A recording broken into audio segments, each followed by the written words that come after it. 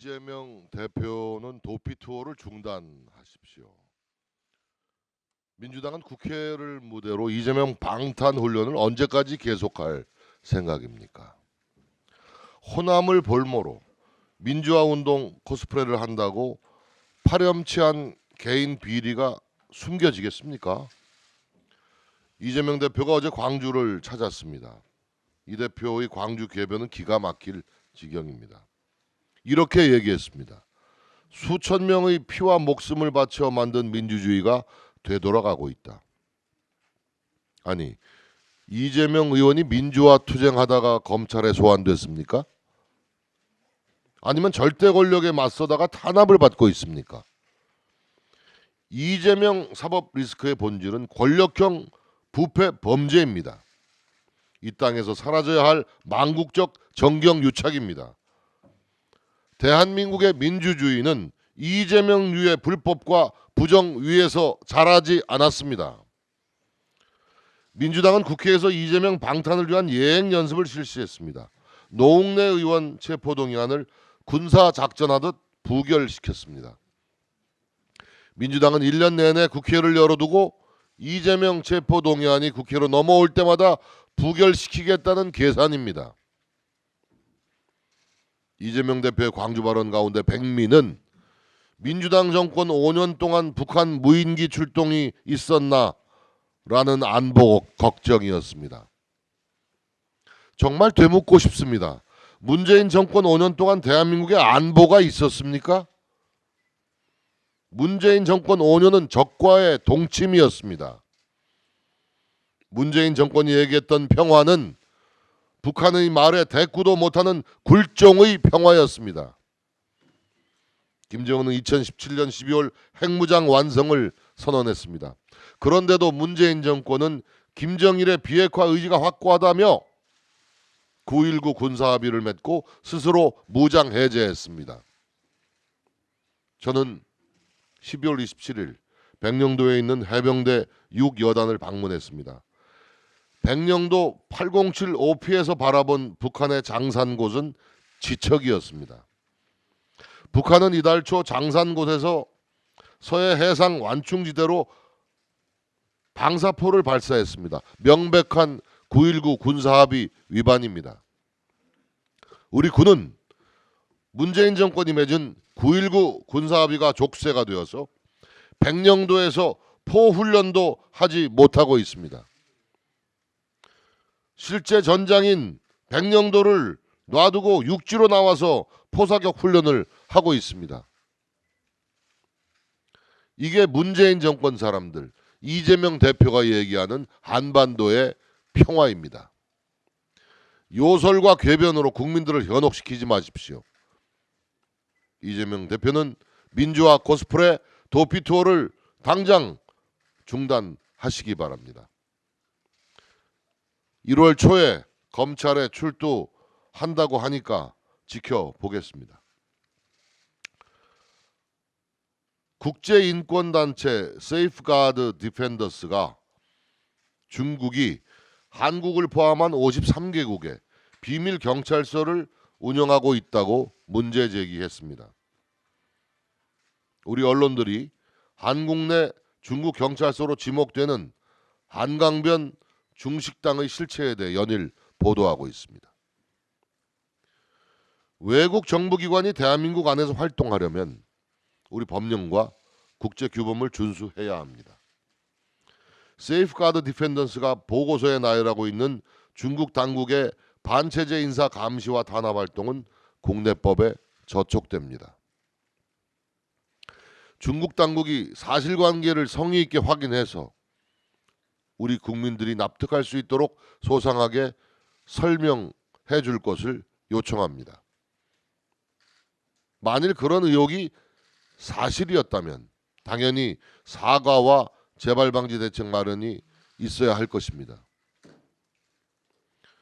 중국 당국이 우리 정부 주요 인사에 대해 미인계를 동원해 접근했다는 의혹도 제기되고 있습니다. 주한 중국 대사 부부가 2017년 당시 한 광역단체장을 충청도의 한 콘도에서 만났을 때 중국 대사 부부와 동행했던 중국 여성이 그 광역 단체장에게 은밀한 만남을 시도했다는 의혹입니다. 첩보 영화에서만 보던 일이 현실에서 벌어졌던 것입니다. 올해는 한중 수교 30주년 되는 해입니다. 나이가 30이면 마음이 확고하게 도덕 위에 자리 잡는 이립입니다. 공자의 가르침을 함께 나누는 한중 양국이 아닙니까?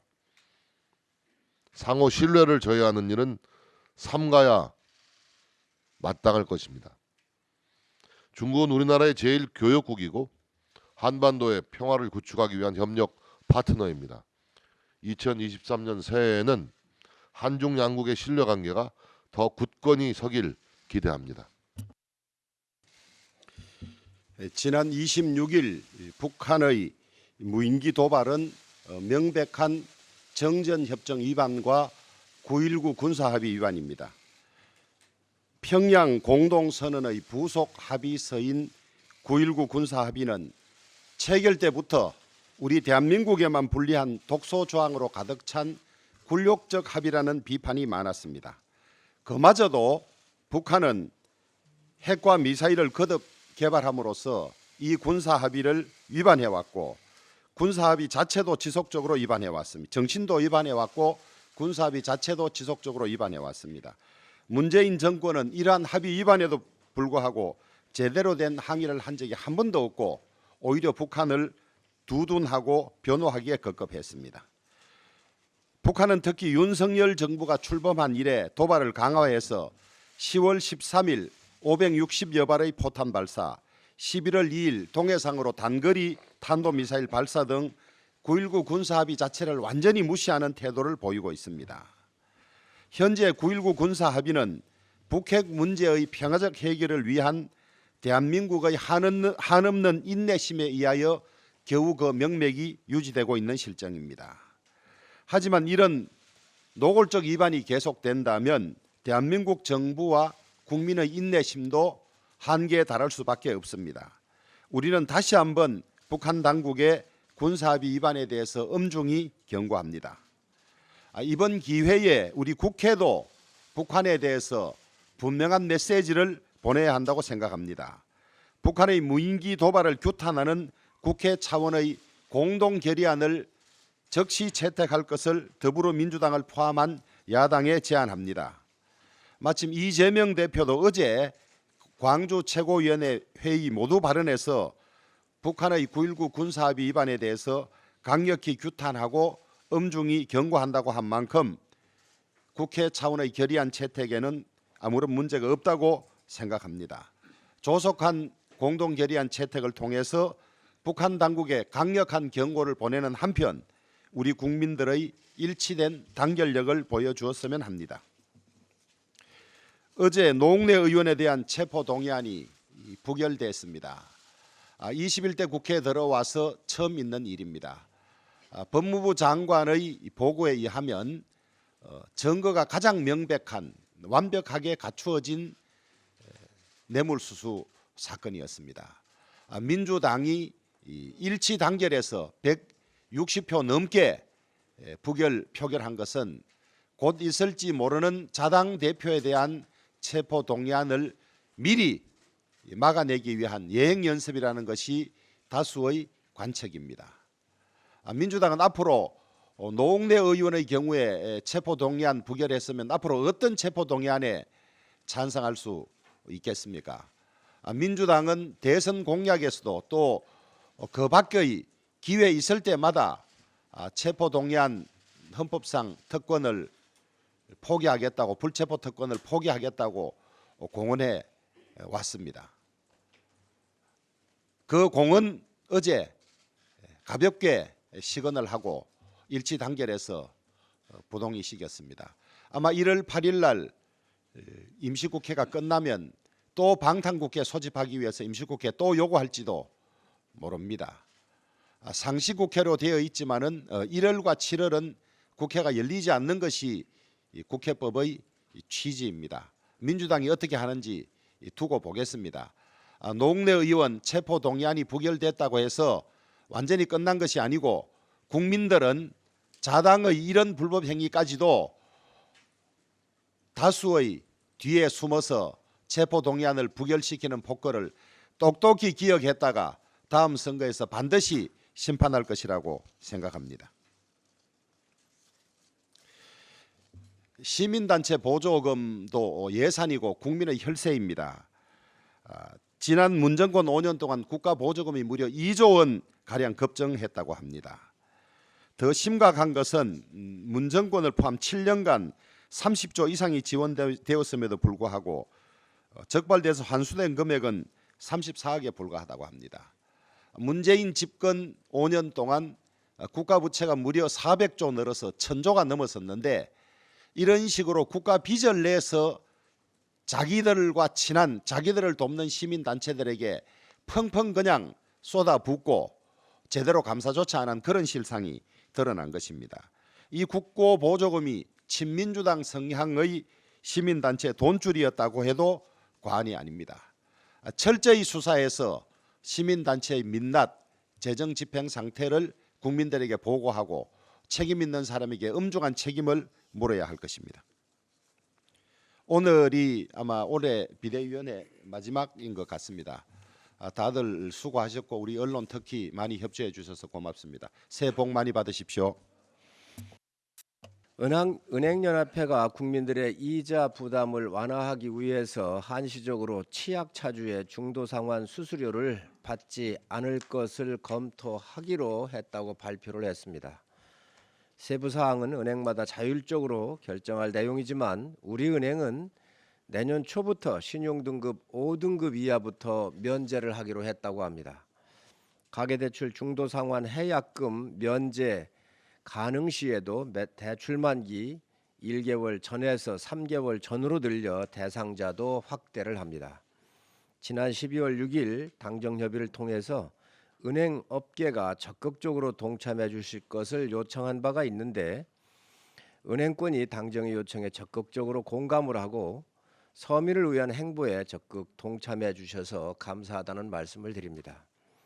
은행연합회가 은행권은 사회적 일원으로 책무를 성실히 수행을 하고 취약차주의 고통 분담을 위해 최선의 노력을 다하겠다고 밝힌 만큼 적극적으로 사회적 책무를 다하는 모습을 지속적으로 보여주시기 바랍니다. 국내 전체 은행 이자 이익이 올해 1월부터 9월까지 40조 6천억 원입니다. 지난해 같은 기간보다 6조 9천억 원이 증가를 했습니다. 역대 최대 규모의 이익을 올린 은행권이 현재 서민에게 가장 필요한 대책에 적극적으로 나서주시는 것이야말로 말에 대해서 책임지는 행동이며 국민들께서도 높은 평가를 해주실 것으로 기대를 합니다. 국민의힘 역시 은행권의 동참과 함께 서민들의 금융부담 완화를 위한 실질적인 대책 마련에 더욱 박차를 다하겠습니다. 이렇게 유리한 대출로 갈아탈 수 있도록 제도가 정비되고 있으니 대출 때문에 어려움을 겪고 계신 국민들께서 많이 활용해 주셨으면 합니다. 비영리 민간단체들에 대한 지원은 법으로 보장된 국가의 역할 중 하나입니다. 국가의 민간단체 지원은 민간의 창의성과 전문성을 바탕으로 한 자발적인 공익활동으로 사회와 민간에 기여한다는 신뢰를 바탕으로 해야 합니다. 22년도에만 약 5조 5천억 원의 국민 혈세가 지원이 됐습니다. 지방정부와 기업들의 지원 규모까지 합하면 천문학적 금액이 될 것으로 예상이 됩니다. 하지만 비영리 민간단체의 보조금 부정 사용이 보도된 것이 한두 번이 아닙니다. 이번 조사에서 드러난 것만 해도 운영약정서를 위반을 하고 정치 집회를 준비하거나 반정부 집회를 주도한 교육단체와 동아리단체, 식비 이중 지급이나 출장비 부적절 지급 등 회계 부정을 일삼는 남북 교류 사업 단체, 사업 계획에 포함된 워크숍은 안 하고 예산으로 건강 보조식품을 구매한 세월호 피해자 지원 단체 등 그 사례는 153건에 환수 금액은 34억입니다. 지자체 지원이나 허위 사업자는 포함되지 않은 만큼 실제로는 더 큰 부정 사용이 있었을 것입니다. 민간 단체가 아니라 반국가 단체, 반국민 단체가 국민들에게 불편을 주어서야 되겠습니까? 이는 명백히 민간 단체의 공정하고 정의로운 활동을 기대하며 세금을 지원한 국민과 국가에 대한 기만 행위입니다. 학교에 있어야 할 중고등학교 학생들이 정부 보조금 받아 거리에서 반정부 투쟁에 나서도록 하는 것이 정상적인 시민단체입니까? 세월호 지원금으로 아무 상관없는 친북 행사하는 것이 정상입니까? 윤석열 정부는 비영리단체 보조금 투명성 강화를 국정과제로 약속을 하고 적극적으로 개선을 시작을 했습니다. 윤석열 정부가 국민에게 약속한 미래 제도약을 위한 사회 체질 개선과 개혁의 일환입니다. 정부는 관례, 관성으로 이루어지는 비효율적 지원은 과감히 개선해 주시기 바랍니다. 또한 중앙정부든 지자체 지원이든 국민 세금인 만큼 철저하고 투명한 지원금 관리가 이루어질 수 있도록 관리 시스템을 강화해 주십시오. 당은 국민의 세금이 국민들과 사회를 위한 비영리 민간 단체에 제대로 지원되고 보조금을 제대로 관리할 수 있도록 보조금법 개정 등에 대해서도 적극적으로 검토를 하겠습니다. 네, 전세 사기 피해가 속출하고 있습니다. 국회가 제도 정비에 나서야겠습니다. 올해 들어 전월세 세입자들이 임대 보증금을 돌려받지 못하는 피해 사례가 급증하고 있습니다. 대부분에 따르면 올해 들어 11월까지 서울 지역 임차권 등기 명령 신청 건수가 작년 같은 기간에 비해 25.9%나 증가했습니다. 서울의 경우 이미 역대 최고치입니다. 집주인이 전세금을 돌려주지 못해 주택도시보증공사가 대신 전세금을 물어준 금액은 올해 10월까지 7,992억 원으로 이미 지난해 전체 지출 금액인 5,790억 원을 훌쩍 넘어섰습니다. 1,139채나 되는 빌라 전세를 내준 뒤 최근 사망한 소위 빌라왕 김모 씨 사건 이후에 보증금 손실에 대한 임차인들의 우려가 커지고 있습니다. 더군다나 부동산 침체 여파로 전세 사기와 깡통 전세 피해가 속출하고 있습니다. 제2, 제3의 빌라왕 사태가 우려되는 상황입니다. 전세 사기와 깡통 전세 피해자는 사회 초년생과 신혼부부 등 20, 30대와 취약계층이 많습니다. 시민들에게 전세 자금은 전 재산이나 다름없고 이마저 날리게 되면 극빈곤층으로 전락하기 일쑤입니다. 특히 전세 사기는 임차인에게는 악성 민생 범죄입니다. 전세 사기에 무관용의 원칙을 적용해 엄하게 처벌하고 재발 방지 대책도 속히 마련해야 합니다. 정부는 지난달 세입자가 집주인에게 선순위 보증금 체납 등 관련 정보를 요구하도록 하고 소액 임차인 범위도 권역별로 1,500만 원 확대하는 방안을 내놓은 바 있습니다. 그러나 집주인이 거부해도 처벌 규정이 없기 때문에 세입자가 집주인의 정보 제공을 강제할 수 있는지 의문입니다. 서울 지역 소액 임차인 범위인 1억 6,500만 원 역시 서울 전세값이 평균 6억 원을 넘는 현실과 동떨어져 있습니다. 실효성을 대폭 높이는 방향으로 주택임대차 보호법 등 관련법 정비가 필요합니다. 주택도시보증공사가 대신 갚아준 전세금을 장기간 방치한 악덕 임대인의 신상을 공개하는 주택도시기금법, 임대인의 국세나 지방세 체납 여부를 확인할 수 있도록 하는 국세징수법, 지방세징수법 등 보완 대책이 장기간 국회에서 계류되어 있습니다. 향후 당국의 긴밀한 협조와 국회의 적극적인 입법 추진을 통해서 신속히 제도 보완에 나서도록 하겠습니다. 정치자금법 위반 혐의를 받는 민주당 노웅래 의원에 대한 구속영장 체포동의안이 부결되었습니다. 이재명 대표에 대한 검찰 수사를 야당 탄압으로 규정한 민주당이 단일 대우를 강조하며 체포동의안을 부결시킨 것입니다. 참으로 후한무치한 제19 감사기가 아닐 수 없습니다. 노웅래 의원 체포동의안에 대한 피사실의 요지는 명확합니다. 사가 박모 씨 측으로부터 발전소 납품 사업 편의 대가, 용인 물류센터 인허가 알선 대가, 태양광 발전 사업 대가, 국세청 및 동서발전 인사 알선 대가 등 청탁을 받고 6천만 원의 뇌물 겸 불법 정치자금을 수수한 혐의입니다. 한동훈 법무부 장관은 부정한 돈을 주고받는 현장이 이렇게까지 생생하게 녹음되어 있는 사건은 본 적이 없다는 말로 이번 체포동의안의 정당성을 설명한 바 있습니다. 노웅래 의원이 떳떳하다면 영장실질심사에 나가 법원의 판단을 구하는 일까지 마다해서는 안 된다는 게 국민 일반적인 상식적 판단입니다. 정의당도 비리, 부패 혐의 국회의원에 대한 불체포 특권은 폐지해야 한다고 밝혔습니다. 그럼에도 민주당은 체포동의안 부결을 선택하였습니다. 노웅래 의원권을 부결시켜야 이재명 대표권도 반대할 명분이 선다는 이유일 것입니다. 최악의 선택을 한 민주당에 대해 국민들은 묻고 있습니다.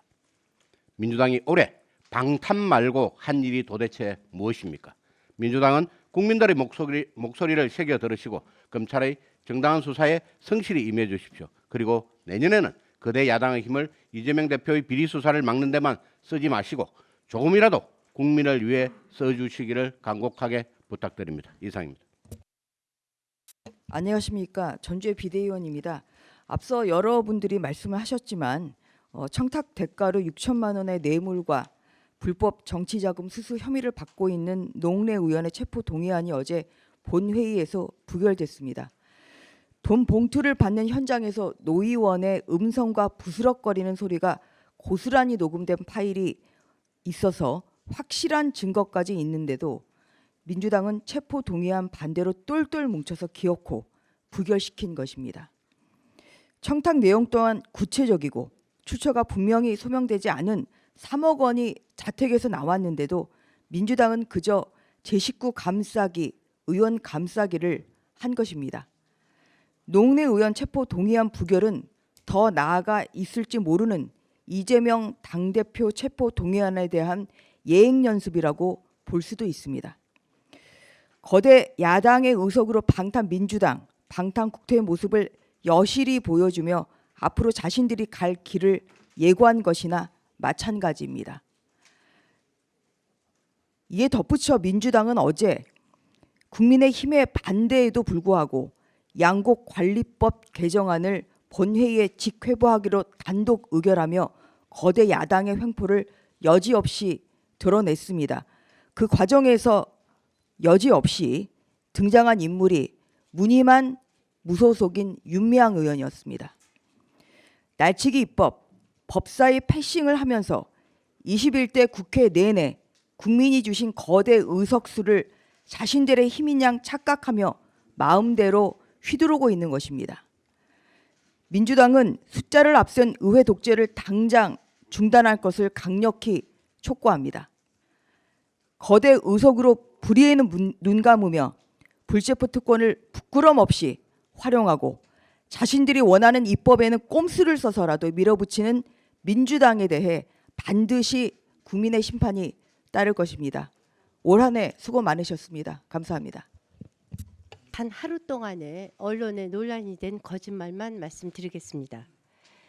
28일 민주당 노웅래 의원의 체포 동의안이 국회에서 부결되었습니다. 그런데 이재명 대표는 대선 후보 시절인 지난 1월 정당 혁신 추진위원회의 이름으로 국회의원의 면책 특권과 불체포 특권 제한 추진을 공약으로 발표했습니다. 또한 지난 5월엔 자신의 국회의원 보궐선거 출마가 검찰 수사 방탄용이라는 비난이 일자 역으로 불체포 특권 폐지를 주장하며 맞대응하기도 했습니다. KBS 라디오 주진우 라이브에 출연해선 의원들의 면책, 불체포 특권이 너무 과하다. 제가 무슨 죄를 지었다고 불체포 특권을 활용하겠느냐고 했습니다. 또한 저와 민주당은 불체포 특권에 100% 찬성한다. 제 평소 지론인데 국민의힘이 빈총을 겨누는데 방탄이 왜 필요하냐고 반문까지 했습니다. 또한 오마이뉴스와의 인터뷰에선 불체포 특권 제한법 100% 찬성한다. 국민의힘은 당론을 추진하라. 민주당은 깔끔하게 100% 찬성한다. 라고 했습니다. 저처럼 10년 넘게 탈탈 털어 먼지 안 난 사람에게 방탄은 필요 없다는 것이 그 이유입니다. 그러면서 덧붙이기를 불체포 특권 제한법을 발의한 국민의힘을 향해 방탄은 부정부패를 상습적으로 저지르는 국민의힘 국회의원들에게나 필요한 것이라고 역공을 펼쳤습니다. 그랬던 분이 어제는 이재명 대표를 향하고 있는 체포 동의안을 부결하기 위한 예행 연습까지 완벽하게 해냈습니다. 이게 바로 새빨간 거짓말 아닙니까? 또 다른 거짓말 말씀드리겠습니다. 이 대표는 성남FC 후원금 의혹과 관련해 28일 검찰 소환 통보를 받았습니다. 이 사건은 경기지사 선거를 앞둔 2018년 6월에 고발되었고 3년이 지난 뒤 분당경찰서는 혐의 없음 처분을 내렸고 문재인 정부에서 다시 재수사가 진행된 사건입니다. 이 대표는 성남FC 고발로 압수수색을 당하는 등 몇 년을 탈탈 털렸고 이미 3년 전 종결된 사건이다. 정권이 바뀌자 없는 죄를 만들었다라며 민주당 본거지인 광주에서 지지자들을 선동했습니다. 그러나 압수수색 당하지 않았고 성남FC 사건은 문재인 정부 시절 고작 2개월을 수사해 혐의 없음으로 종결되었습니다. 또한 다시 문재인 정부에서 재수사한 사건입니다. 첫 수사에서 고발장 접수부터 수사 종결에 이르기까지 3년 3개월 동안 경찰이 이 대표를 조사한 건 단 한 차례의 서면 조사뿐입니다. 이에 고발인 측이 이의 신청을 하면서 수원지검 성남지청이 사건을 건네받았지만 이번에는 박은정 성남지청장이 수사를 방해했다는 의혹이 제기되었습니다. 박은정 지청장이 누구입니까? 법무부 감찰 담당관으로 있으면서 윤석열 당시 검찰총장의 징계를 주도한 인물입니다. 친문 검사로 분류되는 김오수 검사장, 신성식 수원지검장, 박은정 성남지청장 등이 수사 확대를 가로막았다는 의혹이 제기되었고 당시에 박하영 차장은 보안 수사가 필요하다고 주장했으나 그의 요청은 묵살되었습니다. 이에 박하영 차장 검사는 사표를 제출했습니다. 허나 역으로 수사를 막은 김호수 검사장은 뒤에 검찰총장으로 영전했습니다. 결국 수원지검은 지난 2월 부장검사 회의를 통해 즉 윤석열 정부가 아닌 문재인 정부 때 보안 수사 지시를 내렸고 검찰은 재수사 끝에 이 대표를 소환 통보한 것입니다.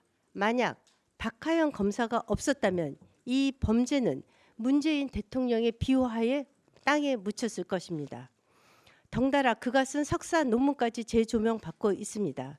이 대표는 2005년 12월 가천대 행정대학원 행정학 석사 논문으로 지방정치 부정부패의 극복 방안에 대한 연구를 제출했는데 이 논문에서 지방자치단체의 부정부패에 대해 지자체장이 당선이나 재선을 목표로 선거 자금을 조성하거나 지지 세력을 확보하기 위해 누군가에게 정상적이지 않은 특별한 이익 또는 혜택, 편의를 제공하는 행위라며 부정부패 행위를 저지른 지자체장은 엄벌에 처해야 한다고 적었습니다.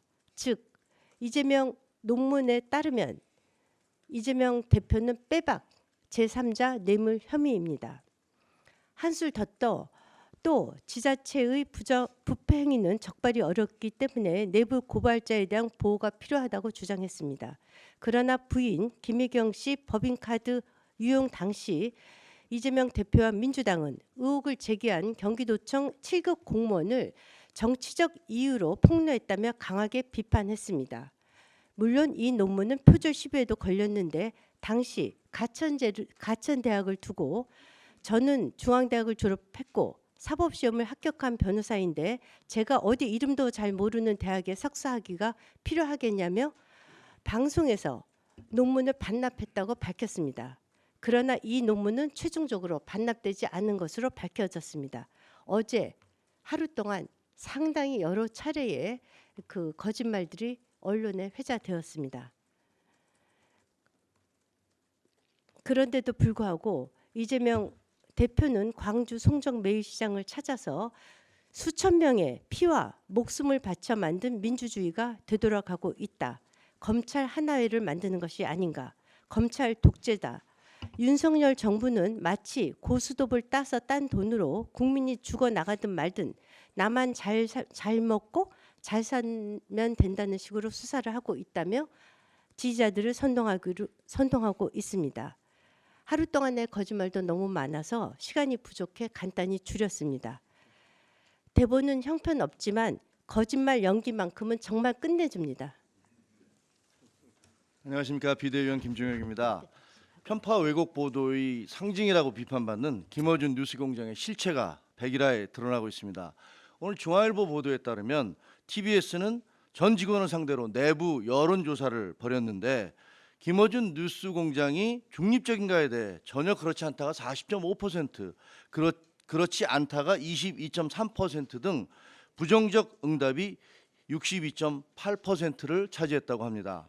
긍정 응답은 매우 그렇다 7%, 그렇다 13% 등 20%에 불과했습니다. 각자의 입장을 균형 있게 전달하느냐는 질문에 대해서도 60.4%가 아니라고 답변해 그렇다는 응답 22.8%를 압도했습니다. 심지어 사실관계를 확인하고 보도하느냐는 사실성 항목에서도 43.3%가 부정, 34.5%가 긍정 답변을 했습니다. 다시 말해 김어준의 뉴스공장은 전혀 중립적이지 않을 뿐 아니라 균형 있는 보도와도 거리가 멀고 심지어 사실 보도도 제대로 하고 있지 않다는 겁니다. 이것이 TBS에서 한솥밥을 먹고 있고 내부 사정을 누구보다도 잘 아는 직원들의 솔직한 평가입니다. 김어준의 뉴스공장은 지금까지 방심위로부터 그 어떤 보도 프로그램도 비교할 수 없을 만큼 많은 주의와 경고를 받아왔습니다. TBS가 자료 공개를 거부하고 있어 정확한 액수는 알 수 없지만 김어준 씨는 대한민국의 그 어떤 시사 프로 진행자도 받아보지 못한 거액의 출연료를 지금까지 챙겨온 것으로 알려져 있습니다. 이런 TBS에 매년 300억 원이 넘는 국민의 혈세가 지원돼 왔던 것을 과연 어떤 논리로 정당화할 수 있겠습니까? 국민들 앞에 진실이 공개되는 것이 두려워서인지 TBS 내 일부 세력들은 이번 조사 결과를 공개하면 안 된다고 반발하고 있다고 합니다. 그냥 손바닥으로 하늘을 가리십시오. 올해 연말 TBS를 떠나겠다는 김어준 씨는 아마도 자신을 정권의 탄압을 받은 순교자로 묘사하려고 할 것입니다. 어쩌면 그걸 믿는 사람도 있을 겁니다. 하지만 모든 사람을 잠깐 속이거나 일부의 사람을 영원히 속일 수는 있지만 모든 사람을 영원히 속일 수는 없는 법입니다.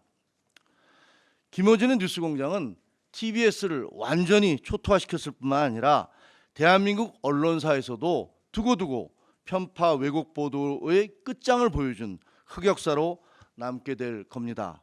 끝으로 김어준의 뉴스공장에 출연하면 성은을 입었다고 가뭄했던 민주당 일부 의원들에게 충고드립니다. 제발 정신 좀 차리십시오. 이상입니다. 명민 비상대책위원입니다. 최근 북한의 무인기에 대응하는 우리 군의 모습을 보면서 걱정과 우려를 자아내는 국민분들의 목소리가 이곳저곳에서 들려옵니다. 국민의 생명과 안전을 지키기 위한 우리 안보의 작은 실수도 용납되기 어렵다는 점을 생각하면 현재 우리 군의 상황을 총체적으로 점검하고 환골탈퇴하는 심정으로 변화에 나서야 할 것입니다. 한반도 영공을 유린한 북한의 무인기 도발도 충격적이지만 최근 국민을 더욱이 충격에 빠뜨렸던 소식은 병역의 신이라 불린 병역 브로커의 적발이 아닐까 합니다.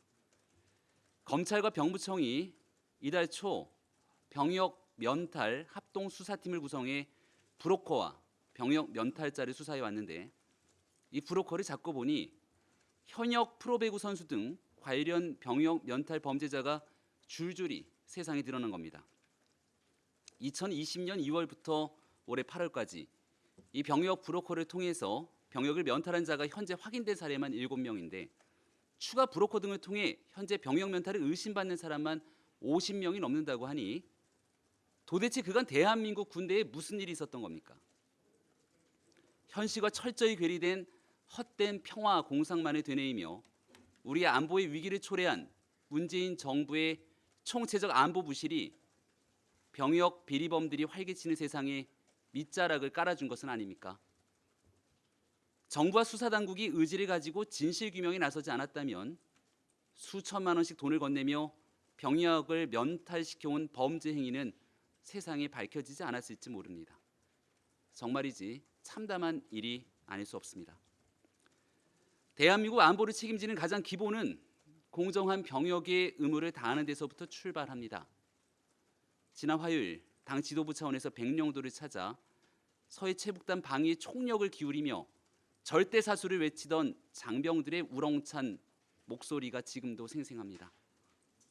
목숨을 걸고 나라를 지키는 대한민국 청년들에게 최소한 부끄럽지 않은 나라를 만드는 일, 이런 범죄 행위를 발본색원하여 뿌리 뽑고 엄정한 법의 심판을 받도록 하는 일이 공정이고 상식일 것입니다.